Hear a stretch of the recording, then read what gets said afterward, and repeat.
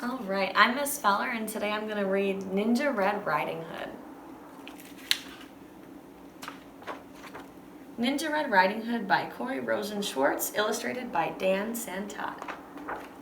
Once upon a ninja-filled time, a wolf couldn't catch any prey. He kept getting licked by the dinner he picked, and he was growing more ticked by the day. His belly was aching for bacon. I'm wasting away, he complained. To huff and to puff was no longer enough, so he snuck into school to be trained. He practiced his katas for hours and mastered the whirlwind and wheel.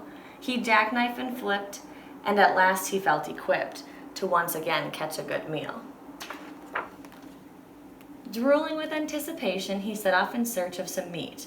While deep in the wood, he met Red Riding Hood. I'm bringing my grandma a treat. The wolf licked his chops and when he saw her and hastily thought up a plan. There are blossoms that way. You can pick a bouquet to give to your little old gran.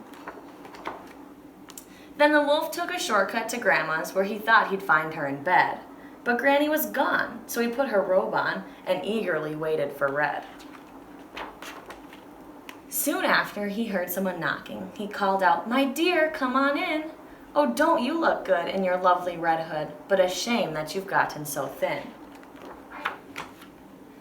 Little Red took a look at her granny and said, "What on earth did you do? I could swear that your eyes have completely changed size. Hey, Gran, are you sure that it's you?"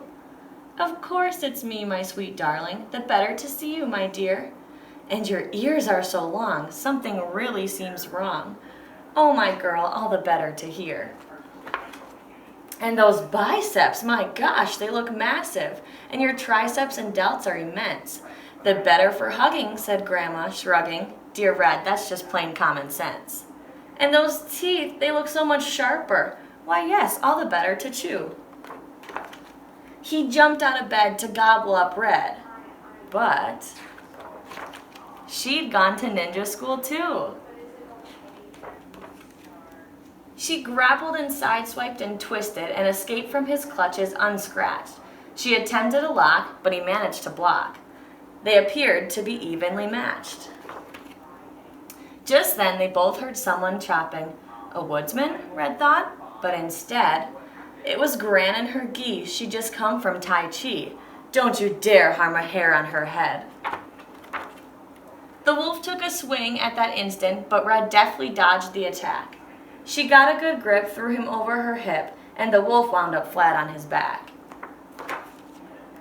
"I'll skedaddle," the wolf said in anguish as he struggled back up on his feet. "Just a second, you beast. You will not be released till you promise to give up red meat." Though his tummy still rumbled with hunger, the wolf faced his rival and vowed, "Ninja Red, you have won. My meat days are done." "Oh, Red Chan," said Gran, "I'm so proud."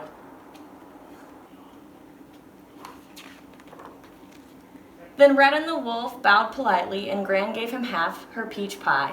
The wolf was a mess. He'd had way too much stress. "I guess I'll give yoga a try." He enrolled at the Downward Dog Center, where his tension began to decrease. He studied with yogis, said no to meet hoagies, and felt at last truly at peace. The end.